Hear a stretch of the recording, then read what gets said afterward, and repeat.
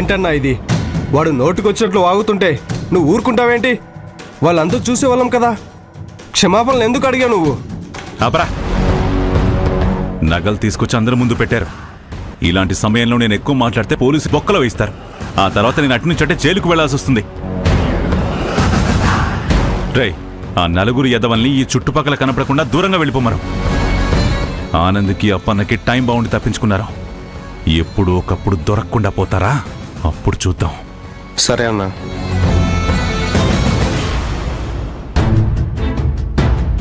రే అశోక్,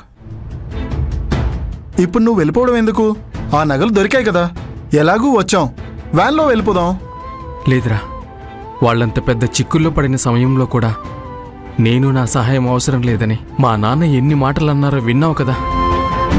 నా వల్ల వాళ్ళు ఏనాడు సంతోషంగా లేర్రా. నేనిప్పుడే వెళ్ళి నగలు తెచ్చి వాళ్ళకిచ్చి వాళ్ళ కాళ్ళ మీద పడి క్షమాపణలు అడుగుతాను. నన్ను క్షమించి దగ్గరికి తీసుకుంటే సంతోషం, లేదా అది నా తలరాత అనుకుంటాను. నా కుటుంబం సంతోషంగా ఉంటే నాకు అదే చాలు. రేయ్, డబ్బు కోసమే కదా ఈ ట్రిప్కి వచ్చావు. ఇప్పుడు డబ్బు తీసుకోకుండా పోతే మీ వైఫ్ ఊరుకుంటుందా? ఇంకాసేపట్లో ఎలాగో అందరూ బయలుదేరుతారు. అందరితో పాటు మనం కూడా వెళ్ళిపోవచ్చు. డ్రైవర్ కాల్ చేసి రమ్మని చెప్పాను, తను వస్తున్నాడు. నేను వెళ్తాన్రా. ఆగరా.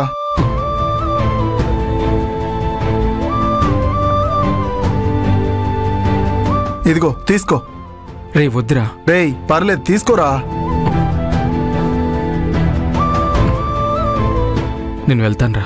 ఇది మీ ఊర్రా, వెళ్తాననకూడదు, వెళ్ళొస్తాను అనాలి. సరే వెళ్ళరా. సరే బాయ్.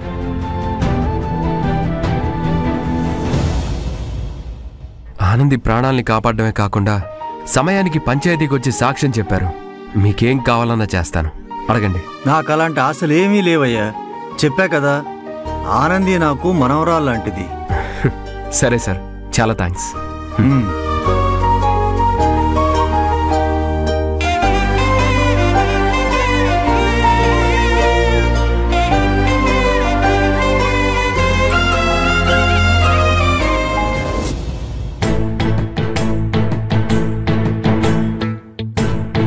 నేను కాపాడింది ఒక ప్రాణాన్నా 2 ప్రాణాల అనేది అర్థం కావట్లేదు.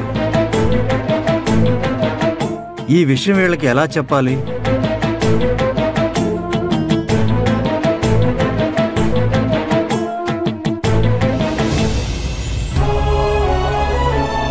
నేను లవ్ చేస్తుంది ఎవరినో కాదు అశ్విన్, ఆనందిని.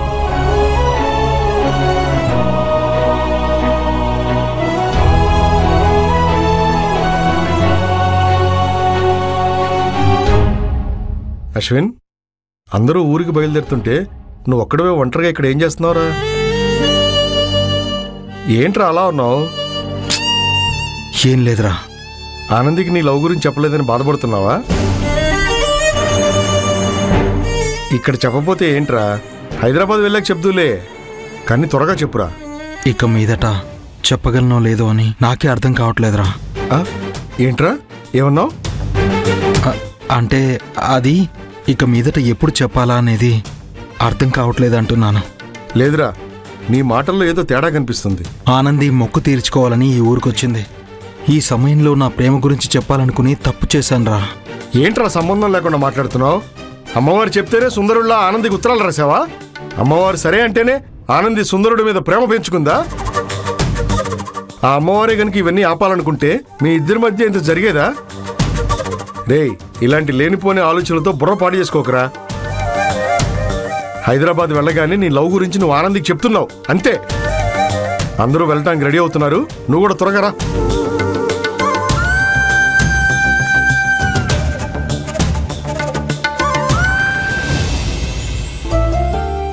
ఇదిగో, దీంట్లో జంతికలు, అరసలు, కజ్జికాయలు ఉన్నాయి. అందరికీ ఇవ్వమ్మా. సరేనమ్మా, అయితే వెళ్ళి దారిలో తినొచ్చు.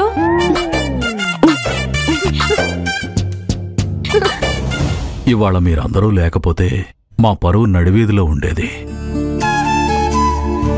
ఆనందిని నన్ను పెద్ద ఆపద నుంచి కాపాడినందుకు మీకెప్పటికీ రుణపడి ఉంటాం. ఇదే మాట ఎన్నిసార్లు అంటారు అంకుల్? అసలు ఆనందే లేకపోతే నేను ప్రాణాలతో ఉండేవాడిని కాదు. అశ్విన్ విషయంలో కూడా తను చాలా బాధ్యతగా ఉంటుంది. కాబట్టి మేమే మీకు రుణపడి ఉన్నాం. ఇంత మంచి వాళ్ళని కలుసుకోవడం జీవితంలో ఎవరికైనా అరుదుగా జరుగుతుంటుంది. Thanks uncle. ఇకపోతే మీతో నేను ఒక ముఖ్యమైన విషయం మాట్లాడాలి.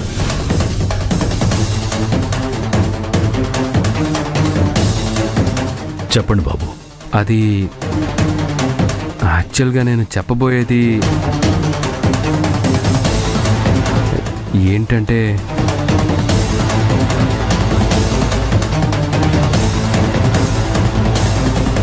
అంకుల్, మహేష్ ఇక్కడే ఉన్నాడు.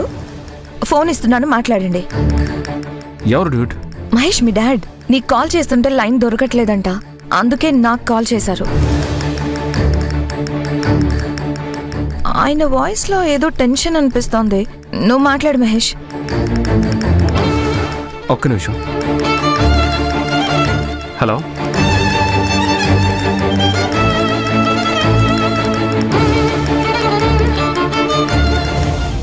Hello dad.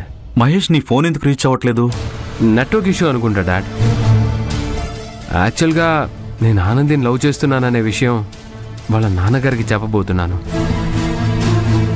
అప్పుడే మీరు కాల్ చేశారని మిత్ర ఫోన్ ఇచ్చింది. షటప్ మహేష్. నీ లవ్ గురించి మాట్లాడుకునేంత టైం లేదు. నువ్వు వెంటనే బయలుదేరి హైదరాబాద్కు రావాలి. వితిన్ 6 అవర్స్లో నువ్వు ఇక్కడ ఉండాలి. Anything serious dad? మొత్తం బిజినెస్ కొలాప్ చేసేసి ఫోన్లో ఎక్స్ప్లెనేషన్ అడుగుతున్నావా? నువ్వేం చేస్తావో ఎలా వస్తావో నాకు తెలీదు. ఇమీడియట్గా నువ్వు ఇంట్లో ఉండాలి. డాడ్ డాడ్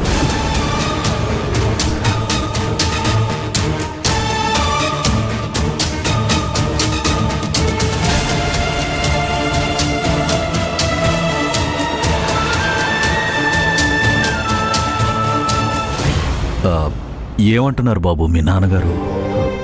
ఏదో ఎమర్జెన్సీ మ్యాటర్ అంకుల్, వెంటనే బయలుదేరి రమ్మంటున్నారు. ఏం బాబు, ఏదైనా సమస్య? అయ్యో, అలాంటిదేం లేదంటీ. Is everything all right Mahesh? Yes dude. సరే, బయలుదేరదామా? మేము హైదరాబాద్ వచ్చినప్పుడు మీరు మమ్మల్ని చాలా బాగా చూసుకున్నారు. కానీ అమ్మవారి నగల విషయంలో అలా జరగడంతో మేం మిమ్మల్ని అంత బాగా చూసుకోలేకపోయాం. ఏమీ అనుకోకండి బాబు. మీరు దాని గురించి ఏం ఫీల్ అవ్వకండి ఆంటీ. ఇక నుంచి మేము వీలు దొరికినప్పుడల్లా ఇక్కడికి వస్తూ ఉంటాం.